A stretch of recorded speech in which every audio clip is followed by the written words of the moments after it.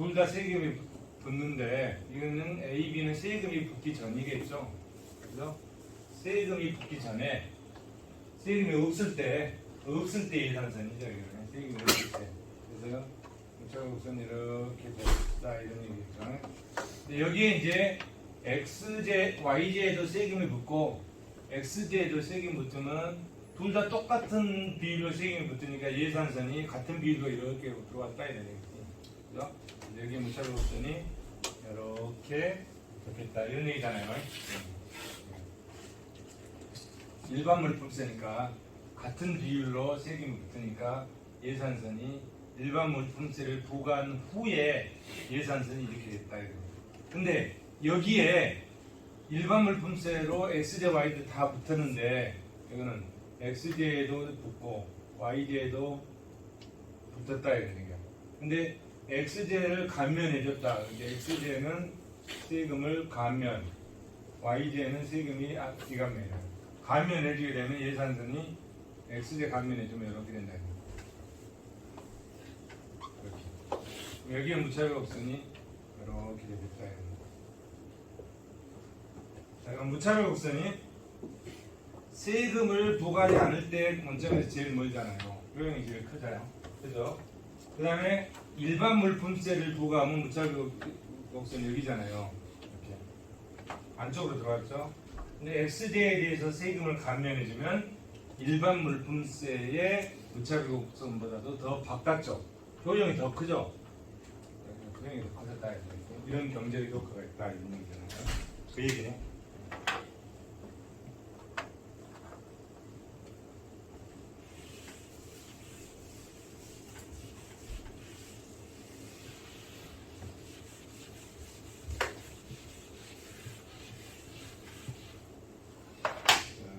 빨리 넘어갈까요? 통합예산. 한 나라의 정부군에서 1년 동안 지출하는 재원의 총체적인 규모로 현대국가에서 다양한 형태로 이루어지고 있는 정부군의 모든 재정활동을 포괄해서 재정이 국민소득, 통화, 국제수지에 미치는 효과를 파악하고자 하는 예산 분류 체계다. 통합예산. IMF는 1974년 정부 재정 통계 편람을 발간해서 국제적인 비교가 가능하도록 했다. 우리나라도 IMF 권고에 따라서 1979년에 연도별 통합 재정 수지를 작성하고 1994년도부터 분기별로 1999년 7월부터 월별로 작성해서 공표한다. 통합 예산의 범위, 일반회계, 특별회계, 기금 이걸 다 합쳐서 예산을 편성하는 게 통합회계라고 했죠. 일반회계, 특별회계, 기금 간의 전출금 및 전입금 등 회계 간의 내부 거래와 국채 발행, 차입, 채무 상환 등 수지차 보전을 위한 보전 거래를 세입 세출에서 각각 제외한 순개념의 세입과 세출을 말하며 통합 재정 수지는 이러한 순개념의 세입과 세출의 차이를 말한다. 통합 재정 수지, 관리 재정 수지 아까 봤죠. 통합 예산의 포괄 범위는 비금융 공공 부분이다. 비금융 공공 부분은 일반 정부와 비금융 공기업으로 구성되며 중앙은행 등 공공금융기관은 제외된다. 표로 참고하시고요. 통합 예산 제도, 통합 예산의 특성 넘어갈게요. 특별회계 기금의 통합 폐지. 우리나라 예산 제도의 중기 재정 계획. 그 예산을 편성할 때 예산을 매년 편성하잖아요. 매년 편성해서 1년 단위로 올리고 그러면서 중기 재정 계획을 세워서 5년씩 세워가지고 같이 올리죠. 5년씩 세워서 중기 재정 계획. 그 다음에 예산의 편성, 집행, 결산. 편성은 누가 하죠? 정부에서 하죠. 정부 각 부처에서 예산 편성해서 기획재정부한테 보내죠. 그럴 때 그 편성, 예산 편성 과정을 쭉 해놨습니다. 각 중앙관세의 장, 예를 들어 국토부 장관이 기획재정부 장관한테 예산을 편성해서 보낸다. 그래서 각 각 중앙정부 중앙관세장은 5월 31일까지 중장기 사업계획서를 제출한다. 예산요구서도 제출하고 예산요구서 중장기 사업계획서 예산요구서 기획재정부 장관은 그럼 그걸 모아가지고 회계연도 개시 120일 전 이렇게 회계연도 개시 120일 전이니까 회계연도 언제 개시합니까? 1월 1일날 개시하잖아요.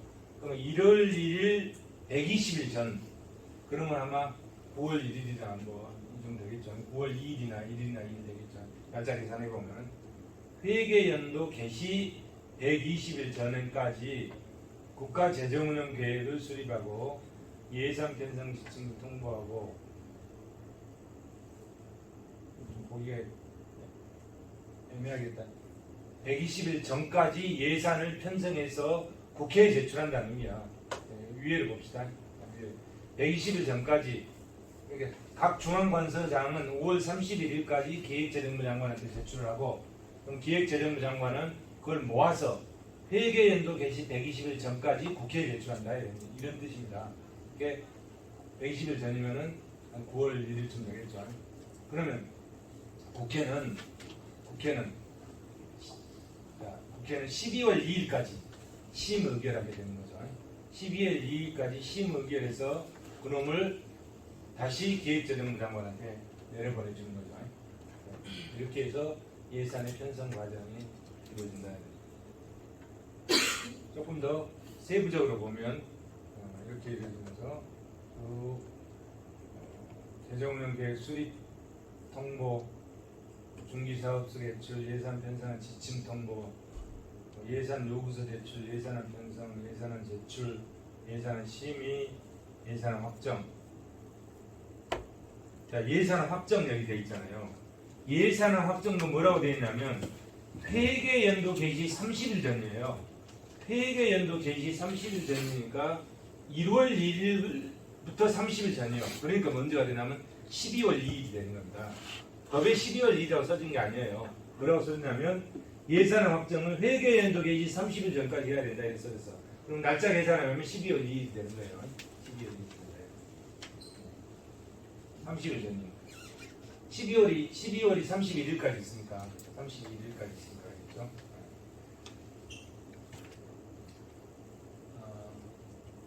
정부의 국가재정운영 계획 수립, 중기사업계획서의 제출, 각 관서장이 기획재정부 장관한테 제출한다. 예산안 편성 지침을 통보, 기획재정부 장관은 각 중앙관서장에게 3월 31일까지 통보한다. 예산안 편성 지침의 국회 보고, 기획재정부 장관은 국회에 보고한다. 예산 요구서 제출, 각 중앙관서장은 5월 30일까지 예산 요구서를 기획재정부 장관에 제출한다. 이렇게 장관이 각 관세 장관이 기획재정부 장관에게 제출하는 것은 예산 요구서라고 그러잖아요. 예산은 그러면 그걸 다 모아가지고 기획재정부 장관은 국회에다 제출하는 거죠. 그걸 뭐라고 하죠? 예산안이라고 그러죠. 이거는 중앙관세장이 기획재정부 장관한테 제출하는 거는 예산 요구서라고 하고 그걸 다 모아가지고 기획재정부 장관이 국회에 제출할 때는 2024년 예산안 이렇게 제출하는 거죠.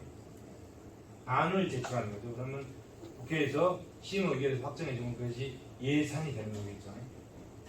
예산안의 편성, 기획재정부 장관은 예산안을 편성해서 대통령 국무회의 심의를 거친 다음에 국회에 제출한다 이런 얘기죠. 예산안의 국회 제출, 정부가 기획재정부 장관이 제출하지만 결국 정부가 제출하는 거죠. 국무회의 심의를 거쳐서 정부가 제출하는 거죠. 국회에 제출한다. 회계연도 개시 120일 전까지 제출한다. 120일 전까지. 그게 날짜 계산해보면 뭐 8월 말일치 9월 초쯤 되겠죠. 그러면 이제 국회 제출 중인 예산안의 수정, 예비 타당성 조사, 그다음에 대규모 개발 사업의 예산의 단계별 편성, 대규모 개발 사업의 단계별 편성, 대규모 개발 사업의 예산안 편성, 그다음 예산 집행. 집행은 이제 12월 2일까지 정부가 심의 의결해서 국회가 심의 의결해서 정부한테 넘겨주면 기획재정부 장관이 그것을 각 부서에다가 이제 뿌려주는 거죠. 각 부서에다가 뿌려주는 거죠. 집행. 그러면 각 중앙관세장은 이제 요구서를 제출하겠죠. 예산 배정 요구서를 제출해서 돈 달라. 그러면 기획재정부 장관은 국회 심의를 거쳤으니까 돈 내려주면 되겠죠. 돈 내려주면 되죠. 예산 배정 요구서를 제출하면 예산을 배정해준다 이런 얘기겠죠. 이런 절차에 의해서 예산을 집행한다 이런 얘기죠. 예산 배정, 예산 재배정, 지출 원인 행위, 계약 이행 완료, 계약 대금 지출, 결산. 그러면 이제 다 썼다. 정부에서 돈을 다 썼다. 예산을 다 썼다. 예산뿐만 아니라 이제 추가 경정 예산도 편성해서 쓰겠죠. 다 썼다. 그러면은 그놈을 갖다가 국회에다 보고해. 예산하고 그 결과치하고는 틀려지겠죠. 결과치하고는 그 국회에다가 다시 제출해서 국회에서 결산 심사를 받아야 되겠죠. 결산 심사. 결산 국회에 제출할 때는 감사원을 통해서 이제 결산 보고서를 작성했죠. 한번 보죠. 각 중앙관세장이 중앙관서 결산 보고서의 작성 및 제출 각 부처별로 그럼 기획재정부 장관이 제출했죠. 결산 검사 감사원이 결산 검사를 해서 5월 20일까지 결산 검사를 해서 기획재정부 장관한테 제출한다는 얘기죠. 국가 결산 보고서 작성 제출 4월 10일까지네 감사원이 국가 결산 보고서 작성 제출 4월 10일까지 그 다음에 국가 결산 보고서 국회 제출이 5월 말일까지네요. 국회 제출 5월 말일까지 국회를 제출합니다. 그럼 국회가 그것을 또 검토하겠죠. 근데 이제 보통 보면 예산은 철저하게 검토하죠. 예산안은. 근데 결산에 대해서는 결산을 했는지 모르는지 그냥 흐지부지하게 넘어가는 경우가 많다. 결산에 대해서는. 결산에 대해서 어떻게 했다 얘기는 잘 언론 보도가 잘 안 나오잖아요. 근데 결산합니다. 국회에서 결산해요. 결산의 원칙. 결산이 국가회계법에 따라서 재정에 관한 유용하고 적정한 정보를 제공한다. 객관적인 자료와 증거에 따라서 공정하게 처리한다. 성인지 결산세 제출. 여성과 남성이 동등하게 예산의 수혜를 받고 예산이 성차별을 개선하는 방향을 집행한다. 평가보고서, 성인지 결산서, 작성, 집행, 실적 등 성평등 효과 분석 및 평가가 포함된다. 좀 더 구체적으로 보면 이렇게 쭉 단계로 이렇게 이런 과정을 거친다 이런 얘기고요. 자, 이건 이제 예산은 여기서 마무리하고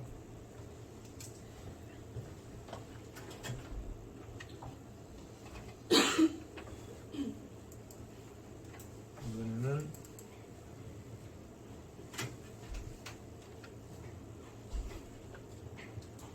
이제 공공지출론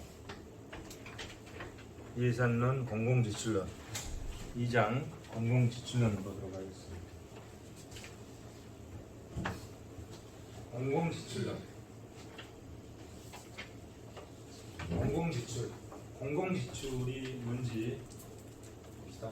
재정지출 이거는 이제 공공지출론이라고 그랬잖아요. 공공지출 정부지출 재정지출 공공지출 중앙정부, 지방정부, 공공기관까지 다 포함했다 이런 얘기죠. 정부지출 그러면은 중앙정부와 지방정부만 얘기하겠죠. 정부지출.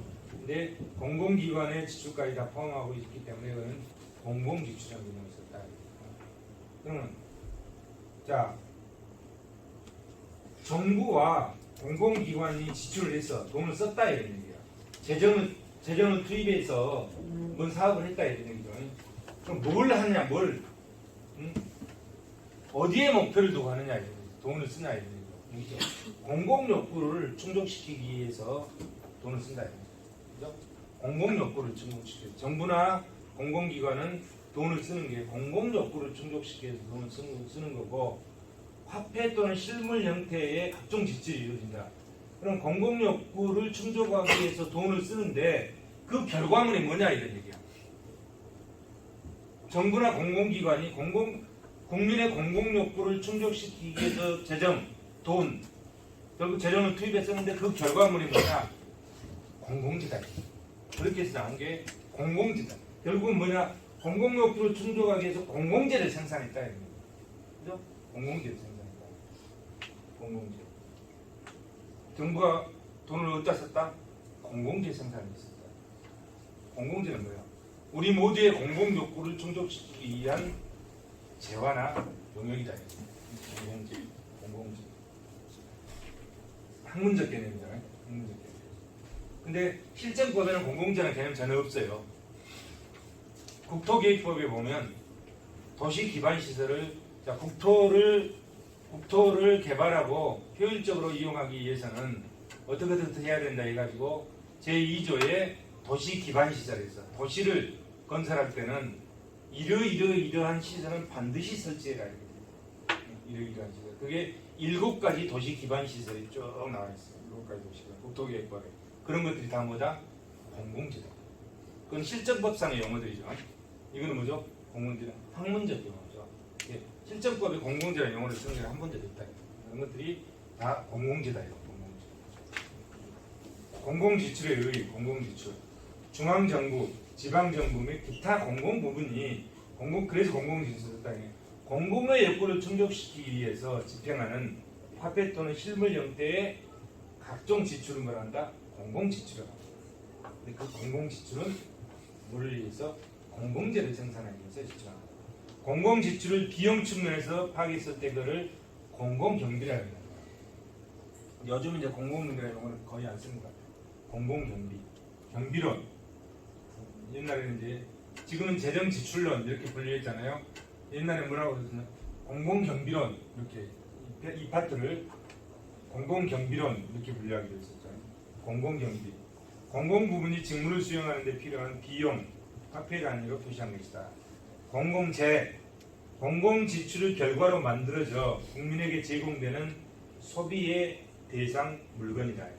공공재, 공공지출, 넓은 의미의 공공 부분의 지출이다. 중앙정부, 지방정부, 기타 공공부. 정부 지출은 좁은 의미의 공공부문, 중앙정부와 지방정부의 한정에서 지출한 것을 정부 지출이라고 합니다. 공공지출의 구조. 민간 부분, 앞부분에서 한번 봤죠. 민간 부분, 공공 부분. 공공 부분은 공공기관과 정부로 나눠지고 정부는 중앙정부와 지방정부로 나눠집니다. 중앙정부는 이전 지출과 비이전 지출로 나눠지고 비이전 지출은 정부 투자, 정부 소비 이렇게 구조가 된다. 공공지출에 의해서 전통적으로 공공지출 분야가 재정학에서 경시되는 이유. 재정학 그러면 주로 조세만 얘기하잖아요. 재정 수입 쪽에. 왜 그러냐 그 이유를 보죠. 첫째, 재정학의 역사에서 그 근원을 볼 수 있다. 공공지출은 공공부문의 직무 수행을 뒷받침하는 지출을 의미한다. 전통적인 재정학은 국가 및 지방정부의 수입에 관한 학문으로 간주하는 경향이 있다. 그렇죠? 전통적인 재정학은 수입 쪽에 치중했다 이런 얘기지. 수입 쪽에 지출보다는 수입 쪽에 치중했다. 둘째, 작은 정부를 지향하는 사회적 분위기가 확산됐다. 그래서 작은 정부를 지향하면은 공공 지출이 더 적어야 되잖아요. 지출이 가급적 적은 거죠. 왜? 국방, 치안, 행정, 사회 간접 자본, 아담 스미스에게는 이 4가지만 지출하자고 그랬잖아요. 보전학파 시대에 아담 스미스는. 그리고 나머지는 다 시장에다 맡겨버려라 이런 얘기잖아요. 그러다 보니까 재정 지출이 좀 등한시된 거죠. 재정의 역할이 그 필수적인 4가지 이외에는 그게 이제 작은 정부잖아요. 그러다 보니까 공공 지출을 축소시키는 결과를 낳았다. 그래서 지출 파트보다 수입 파트, 재정학이 수입 파트에 치중하고 있었다 이런 얘기예요. 근데 지금은 이제 틀리죠. 지금은 지출이 굉장히 중요해졌죠. 중요해졌다. 정부의 경제 활동은 작을수록 바람직하다는 작은 정부론이 강조되면서 지출 파트가 등한시됐다. 공공 지출을 줄이기 위한 다양한 대책이 수립되고 요구됐었다. 그러다 보니까 지출 부분이 좀 등한시된 경향이 있었다. 그에 비해서 재정학 그러면 수입 부분에 대해서 치중해서 이론이 있었다. 이런 얘기죠. 지금은 지출 부분도 중요시한다. 이런 얘기죠. 수문경비. 국가가 당연히 부담해야 되는 비용이지만 여러 가지 명목으로 은폐돼서 결과적으로 그 부담이 국민에게 뒷착되는 공공경비를 수문경비라고 합니다. 징병제도. 요즘은 그래도 월급 많이 주나 봐요. 제가 병장 졸업할 때, 제대할 때 월급 8,000원이었거든요. 요즘 얼마 주죠? 64만 원? 아, 저 때는 64만 원, 지금 64만 100만 원 준다. 100만 원, 곧 200만 준다고 그러잖아요. 네? 그것 때문에 하사관이나 이런 사람들이 군대 생활 많이 안 나나 봐. 월급이 적고. 그 사람들은 더 많이 올려줘야 되잖아요. 직업군인이니까. 근데 병장이 200만 원 주고 그런데 하사관이 250만 원 받고 있다 그러면 기분 되게 나쁘지. 그렇잖아요. 그 사람들이. 이렇게 그 불만이 굉장히 큰가 보더라고. 그게 적정한 균형을 이루어야 되는데 많이 올랐는데 8,000원짜리네. 60만 원짜리거든요. 적금액 나오니까 1년이면 60만 원, 1년이면 720만 원이네. 큰 돈이잖아요. 한 달에 60만 원이니까. 징병제도 그런 게 수문경비라는 거예요. 국가에서 공짜로 써먹은 거지. 근데 공짜로 써먹던 걸 이제 그 대가를 주겠다는 말이에요. 징병제도 국가에 대한 노동봉사, 명예직을 활용한 인적수단의 획득, 징발과 수용에 하는 물적수단 확보, 조세지출도 수문경비의 일종이다. 대표적인 수문경비에 해당하는 조세지출의 유형, 비과세, 감면, 면세, 세율의대, 특별공제, 특별상각공제, 뒷거래 이런 것들, 조세지출. 조세지출의 대상이 되면 굉장히 특혜를 받습니다. 공공지출에 관한 두 개는 개인주의적 견해와 보편주의적 견해. 공공지출을 접근하는 두 가지 견해를 보죠. 개인주의적 견해. 공공지출의 본질이 무엇이냐에 관한 개인주의적 접근. 고전학파 견해가 대표적이다. 고전학파는 공공지출은 비생산적으로 봤다. 적을수록 바람직하다는 입장이다. 야경국가 간 개인주의적 국가. 아담 스미스의 공공지출과는 자유주의 사조와 작은 정부론을 강조했다. 공공지출을 논의를 제외했다. 가급적 지출을 적게 해야 되니까. 그에 비해서 세이도 자유주의자잖아요. 가장 좋은 재정계획은 지출 규모가 적은 것이다. 개인주의적 견해, 이런 것들 개인주의적 견해. 제임스 밀은 정부가 공공지출로 시장 경제를 간섭하는 것은 개인의 자유를 제한하고 부정적인 영향을 미친다. 시장 경제를 가급적 간섭하지 말고 공공지출을 적게 해야 된다. 이런 입장이잖아요. 이런 관점이 개인주의적 관점이다. 이런. 개인주의적 접근 방식이다. 고전학파적 관점. 공공지출이 비생산적으로 보는 거죠. 그런데 그때도 공공지출이 있었죠. 반드시 필요한 것은 아담 스미스가 얘기했던 국방, 치안, 행정, SOE 사업, 사회반대사업 이거에 대해서는 공공지출이 필수적이고 그 이외의 나머지 부분에 대해서는 가급적 공공지출이 안 해야 된다. 비생산적이다. 이런 얘기가 시장에서 시장 경제가 잘 돌아가게 하고 거기서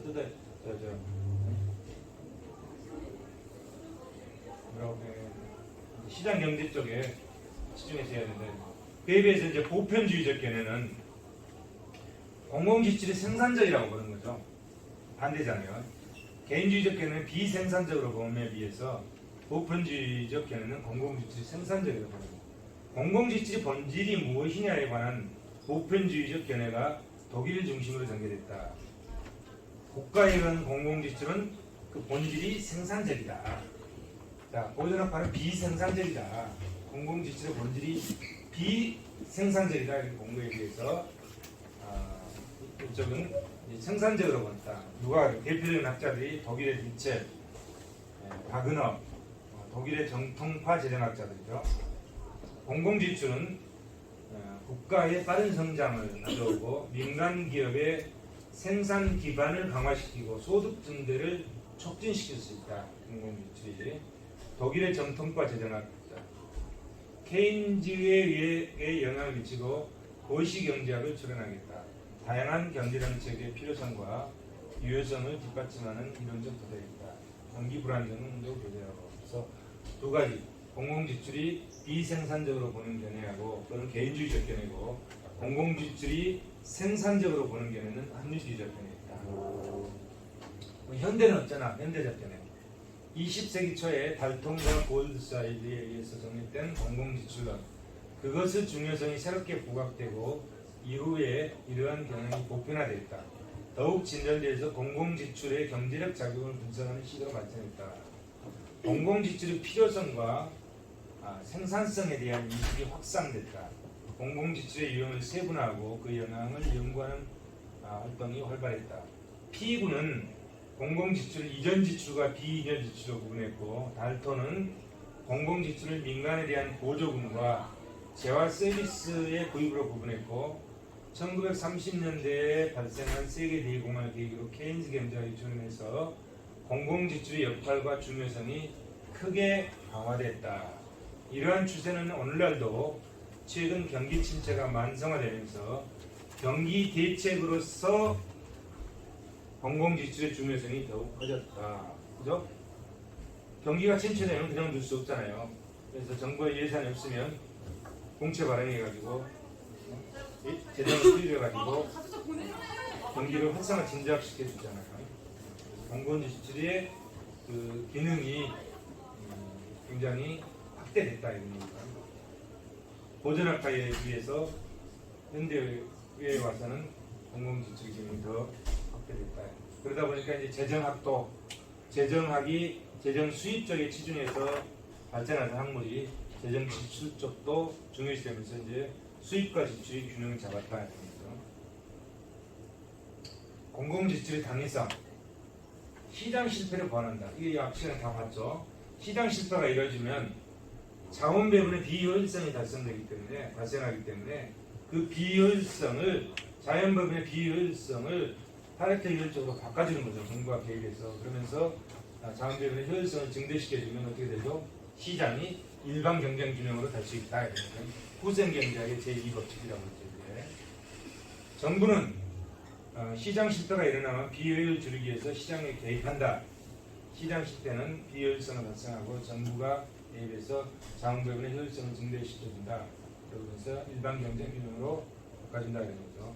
정부가 국방 서비스, 정찰 서비스, 도로 공원 등 공공재 성격을 갖는 재화 서비스를 생산하고 공급한다. 정부 지출 중 가장 많은 부분은 공공재 성격의 재화나 서비스를 생산하고 공급하는 것이다.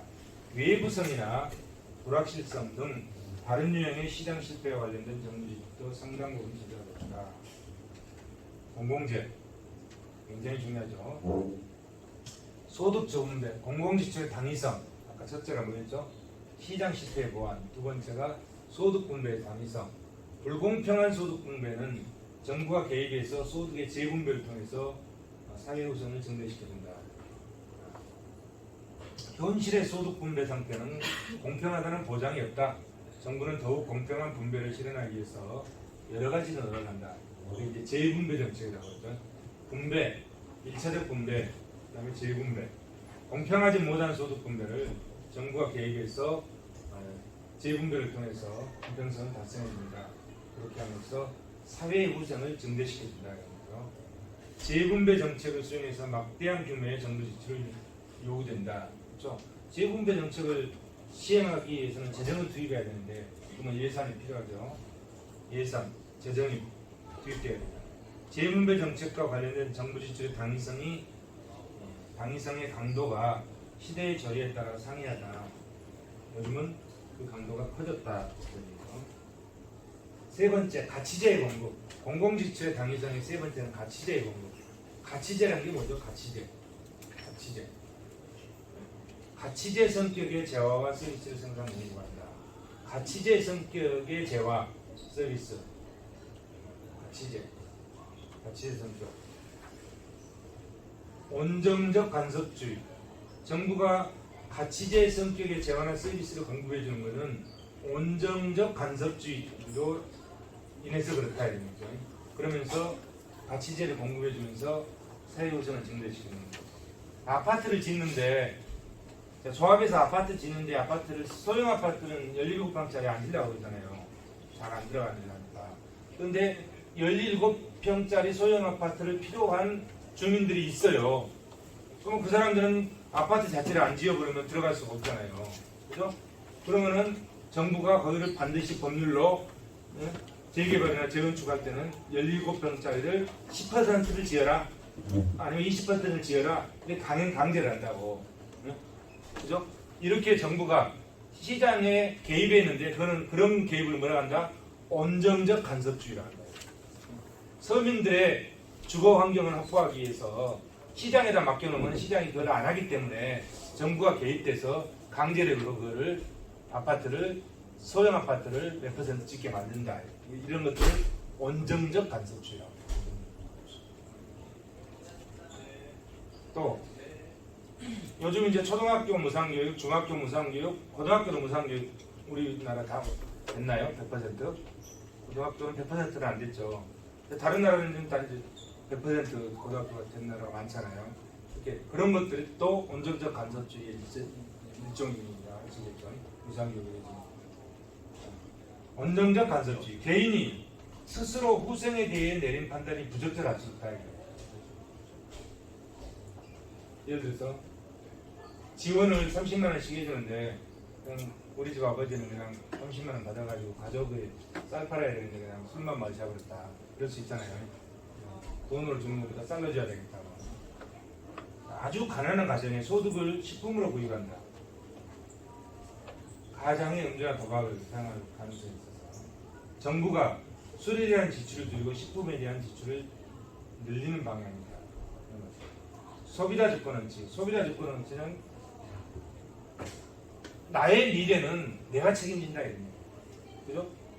누구도 책임져 주지 않는 거예요. 나의 미래는 내 인생과 나의 미래는 내가 책임진다. 근데 이제 그것이 불공평할 때 정부가 개입해서 조정을 해줄 수 있지만 정부가 나의 미래를 100% 책임질 수 없다. 여러분들도 졸업하면 여러분들 스스로 경제력을 확보하고 스스로 가정을 꾸리고 사회생활을 해야 된다. 그게 소비자 주권원칙이잖아요. 개인이 스스로의 판단으로 취한 행동에 대해서 정부가 그 밖에 제3자나 간섭하지 말라. 의사결정 개입하지 말라. 정부는 식품을 직접 공급해주는 방식, 식품 소비를 촉진시킬 수 있도록 합니다. 가치제에 의해 정부의 의무교육 제도를 통해서 모든 국민에게 최소한 교육을 할 수 있게 한다든지 기본적 의료 서비스를 제공해 준다든지 기본적 주택 서비스, 아까 그런 거, 소형주택, 문화체육시설을 제공해 주는 거, 이런 것들은 정부가 개입해서 이런 재화를 공급해 준다.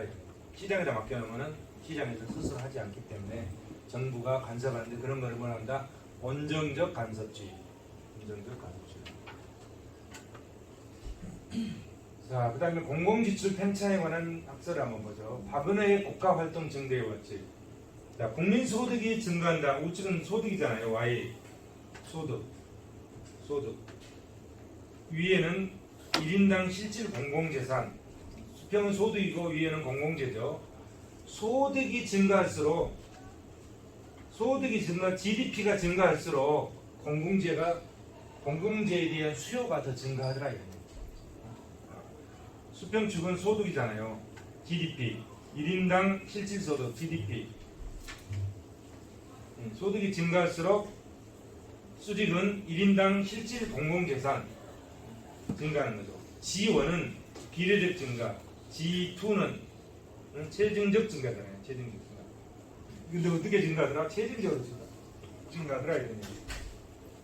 자, 이게 바그너 가설인데 한번 보죠. 바그너의 법칙 또는 바그너의 가설. 바그너의 법칙 또는 국가활동 증대의 법칙. 1인당 국내 총 생산이 증가하면, GDP가 증가하면 공공재 수요도 증가한다 이거예요. 국민 경제 내의 공공분의 상대적 크기도 증가한다. 공공재 수요가 증가하면 정부 지출이 증가하는 거죠. 이게 자 1인당 GDP가 증가하면 공공재 수요도 증가하고 공공재도 증가하고 이렇게 하죠. 그러면 뭐요? 공공재 수요가 증가하고 공공재가 증가한다는 건 뭐예요? 정부의 예산 규모가 훨씬 커진다는 얘기잖아요. 정부 예산이 커진다는 얘기. 공업화 진정 국가는 국가활동 규모가 증가하고 공공 부분의 비중이 증가한다. 국내 총 생산에 대한 공공 지출의 몫이 증가하는 현상, 바그너의 법칙 또는 바그너의 가설이라고 합니다. 또는 국가활동 증대의 법칙이라고 합니다. 국가 유기체설에 기반을 두고 공공 지출의 팽창 현상을 설명하고 있다. 공공 지출 팽창의 원인에 대해서 구체적이고 명확한 근거는 제시하지 못하고 있다. 공공 부문의 활동 영역의 확대, 공공 지출 팽창 현상, 공공 지출의 팽창, 사회 발전에 대한 욕구와 국가와 민간 경제 간 결합 관계의 변화, 공공 지출이 국가 지출로 국가 목표를 달성한다. 공통비, 경제 성장 및 생산의 증가로 증가한다. 공공 지출의 팽창을 주도하는 영역이다. GDP가 증가하면 공적 수요가 증가한다. 그러면서 국가 경비가 증가한다. 이런 거예요. 이게 바그너 법칙입니다. 자, 통계로 보니까 그걸 증명하고 있다. 각국이 증가했다. 오스트리아 볼까요? 자, GDP 대비 18%, 16%, 19%, 14%. 좀 변동은 있지만 21%, 34%, 30% 쭉 증가하잖아요. GDP 대비 공공 수요에 대한 예산이 증가하는 거죠. 오스트리아 10, 17, 14, 20 계속 증가하죠. 51%까지 증가했다. 프랑스 12%, 17%에서 55%까지 증가. 각 나라는 매 마찬가지. 평균 보면은 10%, 13%, 19%, 23, 28, 41, 43, 45%. GDP 대비 중앙정부 지출의 대 GDP 대비 비중이 이렇게 증가하더라.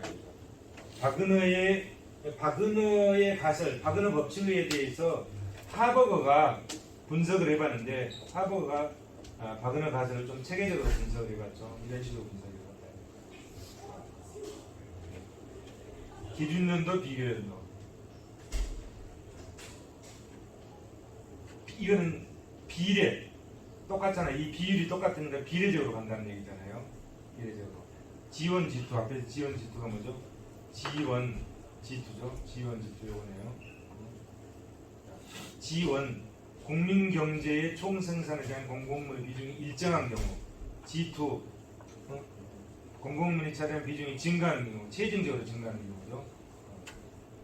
G1은 그 비율이 같잖아요. 같으니까 이렇게 반드시 직선으로 가고, G2는 체증적으로 증가하니까 위로 갈수록 더 커진다는 거잖아요. 체증적으로 증가. G2를 따라 공공물이 팽창할 때 바그너 가설이 성립한다. 여기서 G2를 따라서 공공부문의 비중이 이렇게 커지는 거다. 이게 바그너 가설이다. 체증적으로 증가하는 거죠. 자, 피커 과이즈만의 전위 효과. 피커 과이즈만 전위 효과. 문턱 효과, 점검 효과, 집중 효과, 구축, 규모 효과. 자, 전위 효과는 이렇게 보면 된다. 문턱 효과. 초기겠죠. 이제 문턱 넘어가네. 긴급 사태가 발생했다. 높은 조세 부담을 요구하는. 이럴 때는 국민 저항이 줄어든다. 그 다음에 점검 효과. 사회 객번, 사태 수습을 점검하고 전위, 공공 지출이 지속된다. 집중 효과, 경제 발전, 국가 활동량이 확대되고 집중적인 재정 운영이 이루어진다. 규모 효과, 공공 사업의 규모가 확장되고 규모 경제, 공공 지출 팽창 현상이 나타난다. 피콕과 와이즈만의 전위 효과다. 사회적 적병기를 극복하기 위해서 필요한 재원이 증가하고 민간 부문의 부담도 증가해서 공공수입이 증가한다. 고로 공공지출이 팽창한다. 이것이 피고과이지만의 전효과입니다. 영국의 재정을 분석해 봤는데요. 참고하시고, 자, 전효과를 보면 이 그림을 보시면 자, 일반적 지출이 그죠? 일반적 지출. 그다음에 국방비 지출이 이렇게 됐다. 국방비 지출이. 자, 이건 시간이잖아요. 수평축은 시간이죠. 시간의 경과에 따라서 일반적 지출은 이렇게 된다. 여기 국방 지출을 합치면은 이렇게 되겠죠. 그런데 자, 전이 효과가 발생하지 않은 경우에는 자, 일반적 지출이 이렇게 가서 여기까지 가서 국방 지출이 합치면 여기서 다시 일반 지출로 내려잖아. 일반 지출의 기울기가 이거니까 일반 지출로 내려온 거 아니야. 이건 전이 효과가 없는 거죠. 근데 이 그림을 보면 한 번 올라갔잖아요. 전쟁이 일어나가지고 국방비가 많이 돼서 한 번 이렇게 올라갔다. 그냥 안 내려온다 이거. 안 내려온다 이거. 안 내려와. 쭉 올라가다 안 내려와. 그리고 또 이렇게 쭉 가다가 또 무슨 일이 격번이 있으면 또 올라가서 쭉 가서 안 내려온다 이게. 또 올라가서 쭉 가고 이렇게. 그 올라가는 형태가 뭐가 같다? 톱니와 같더라. 톱니와. 그래서 톱니에 가요. 뒤에 그림이 있습니다. 문토효과, 점검효과, 집중효과, 분모효과. 그 다음에 머스그레이브의 횡단면 분석. 지금 우리가 공공지출 팽창 현상을 보고 있죠. 머스그레이브의 횡단면 분석. 머스그레이브의 횡단 분석. 경제 발전과 정부 활동과의 상관관계를 보다 포괄적으로 파악하기 위해서 횡단면 분석을 시도했다. 횡단면. 이를 통해서 공공지출 팽창 현상을 설명했다. 머스그레이브, 그다음 피커 과이즈맨의 전효과. 공공지출이 변화되는 양상을 논리적으로 설명한 동시에 사회적 격변을 기축으로 한 경제발전과 정보를 통한 시간적 상관관계를 설명했다. 공공지출의 기능, 국방적 기능과 거래의 기능과 머스그레이브의 횡단면 분석. 머스그레이브 횡단 분석 대상, 고소득 국가와 저소득 국가로 구분해서 조세 수입 총액과 국민소득 내지 1인당 국민소득과의 상관관계를 실증 분석했다. 시간의 경과에 따라 분석은 아니죠. 일정 시점에서 분석한 거죠.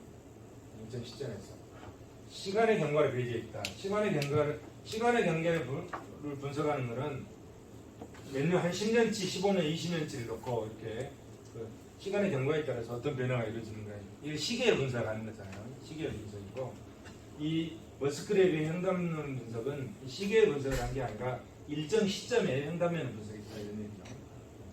시간의 경과를 배제하고 40여 개 국가를 1953년, 58년 통계 자료를 평균치를 이용해서 공공부문의 지출 측면과 수입 측면의 실태를 파악했다.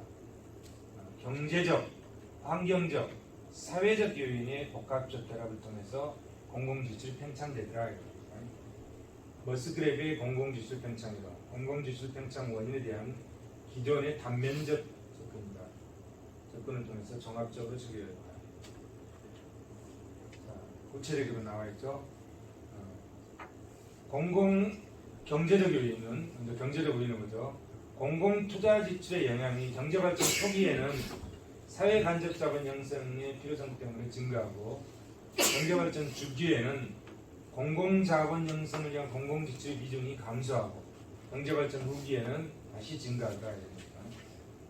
그다음에 공공 소비 지출의 영향은 투자 지출, 공공 소비 지출의 영향은 경제 발전 초기에 국민의 여가 소비에 대한 욕구가 줄어들어서 공공 소비 지출이 줄어들고 경제 발전 중기에는 늘어나고 경제 발전 후기에도 늘어나더라. 투자 지출, 소비 지출, 그다음에 이전 지출의 영향은 경제가 성장하면 이전 지출의 비중이 증가하더라. 나머지는 보시기 바랍니다. 그다음 환경적 요인. 자, 머스그레이브는 경제적 요인, 환경적 요인, 사회적 요인으로 불리겠죠. 환경적 요인은 그 사회의 인구 변화와 기술 변화, 인구 변화와 기술 변화가 공공지출의 항목을 다변화하도록 작용한다. 그 결과 공공지출이 확대하는 영향이 있다. 환경적 요인으로 인해서도 공공지출이 확대되더라 이런 거죠. 사회적 요인으로도 어떤 것들 문화적, 사회적 가치관의 변화, 정치적 구조의 변화, 기타 사회적 격변을 통해서 공공지출이 팽창하더라. 그래서 경제적 요인, 환경적 요인, 사회적 요인을 통해서 공공지출 팽창 현상을 증명했죠. 누가? 머시레이즈가. 그 다음에 보몰의 비용병 이론, 비용병 현상과 보몰 효과. 보몰의 비용병 현상. 공공부문의 생산성이 낮아져서, 공공부문은 생산성이 좀 낮잖아요. 공공부문의 생산성이 낮아져서 공공서비스의 단위당 생산 비용분이 민간재의 단위당 생산 비용보다 높다. 생산성이 낮기 때문에 단위당 생산 비용이 민간 부분에 비해서 공공 부분이 더 높더라. 비용병 현상이 존재하는 경우 공공 서비스에 대한 수요의 가격 탄력성이 비탄력적이고 소득 탄력성이 일보다 클 때 공공 지출 팽창이 발생한다. 비용병 현상. 비용병. 보몰의 비용병 현상. 뭐가 비용병 현상이죠? 공공 부분의 생산성이 낮아서 공공 부분의 생산성이 낮기 때문에 공공 부문의 생산 비용이 민간 부문의 생산 비용보다 높은 현상, 이것이 보몰의 비용병 현상이다 이런 얘기예요. 그럼 보몰 효과는 뭐냐? 보몰 효과는 정부가 생산하고 공급하는 서비스의 생산 비용이 상대적으로 빨리 올라가더라. 그래서 정부 지출이 증가하더라. 정부가 생산하고 공급하는 서비스의 생산 비용이 상대적으로 빨리 오르더라. 뭐에 비해서? 민간 부분에 비해서. 상대적으로 빨리 올라서 정부 지출이 증가한다. 보몰은 정부 부분의 생산성이 정체되어 있기 때문에 비용 절감이 어렵고 따라서 정부 지출의 규모가 점차 커질 수밖에 없다고 설명했다. 그래서 보몰은 비용병 현상과 보몰 효과를 통해서 설명했다. 그러면 이러한 비용병 현상을 극소화할 수 있는 방안이 있느냐? 뭐냐 이겁니까? 첫째, 공공서비스 생산 기술을 향상시킨다. 공공부문의 노동 생산성을 높이는 실효성 있는 대책을 강구할 필요가 있고, 둘째, 불필요한 공공기구 과감하게 재정비하고 축소하고, 셋째, 공공부문도 노동 생산성에 입각한 임금제를 실시할 필요가 있고, 넷째, 납세자의 재정 환상을 지향해야 된다. 재정 환상. 뒤에 나올 겁니다. 그다음에 이제 브라운과 잭슨의 중위투표자모형. 브라운과 잭슨의 중위투표자모형은 바그너 법칙을 중위투표자의 선택과 결부시켜서 중위투표자의 효용 극대화 과정을 미시적으로 분석했다. 그걸 통해서 공공지출의 팽창 현상을 설명했다. 중위투표자의 공공서비스에 대한 수요가 소득이 증가에 대해 매우 탄력적이라면 경제 전체의 소득 수준이 향상돼서 중위투표자의 소득 수준이 올라갈 경우 그들이 요구하는 공공 서비스가 증가해서 공공 경비가 증가한다. 그래서 중위투표자가 소득이 증가하고 공공 서비스 양이 급격히 증가함으로써 경비가 팽창된다. 이제 중위투표자가 있다. 공공 지출의 규모는 중위투표자의 선호에 의해서 결정되기 때문에 중위투표자의 공공서비스에 대한 소득 탄력성이 충분히 크면 공공지출의 상대적 비중이 증가한다. 그리고 그에 따라 나타나는 공공지출의 팽창은 불가피한 것이라고 설명한다. 브라운과 잭슨의 중위투표자만. 그 다음에 산타크로스 가설. 우리는 지금 공공지출 증대 요인을 설명하는 이론을 보고 있습니다. 그 중에 산타크로스 가설. 산타크로스는 우리가 요구하는 모든 걸 다 갖다 주잖아요. 응? 빵 먹고 싶으면 사오리랑 머리맡에 빵도 있잖아요. 응? 내가 자전거가 필요했는데 기도했더니 가오리랑 머리맡에 자전거가 있어요. 우리가 필요한 걸 다 갖다 주는 게 산타크로스잖아요. 그래서 국민들이 필요로 하는 거를 정부에 요구하면 다 갖다 준다. 이게 산타크로스의 가설이다. 국민들은 정부를 산타클로스로 여기는 태도를 보인다. 그렇기 때문에 공공지출이 팽창하고 증가한다. 이게 산타클로스 가설이다. 정부는 국민이 바라는 것은 무엇이든 들어주는 산타클로스와 같은 존재이다. 국민 저출의 다양한 욕구를 충족한다. 그래서 공공지출이 팽창이 증가한다. 재정환상과 뷰캐넌의 리바이어든 가설. 재정환상. 사람들이 정부로 하여금 과도한 공공서비스를 공급하도록 요구하는 현상이다. 재정환상. 정부 지출이 증가하면 조세 부담이 증가하는데 이걸 인식할 재정환상. 정부 지출이 증가하면 조세 부담은 당연히 내 오줌에 돈이 많이 나가잖아요. 근데 그걸 인식하지 못하고 그냥 공공수요만 공공서비스 요구를 많이 한다 이런 얘기는. 그 공공서비스 요구를 많이 하면 당연히 내 호주머니에서 세금이 많이 나가게 되잖아요. 근데 그걸 인식하지 못하고 공공수요를 많이 요구한다. 이걸 뭐라 한다? 재정환상이라고 한다.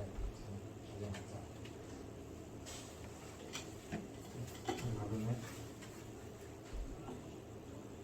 재정환상. 재정환상 뜻 이해되시죠?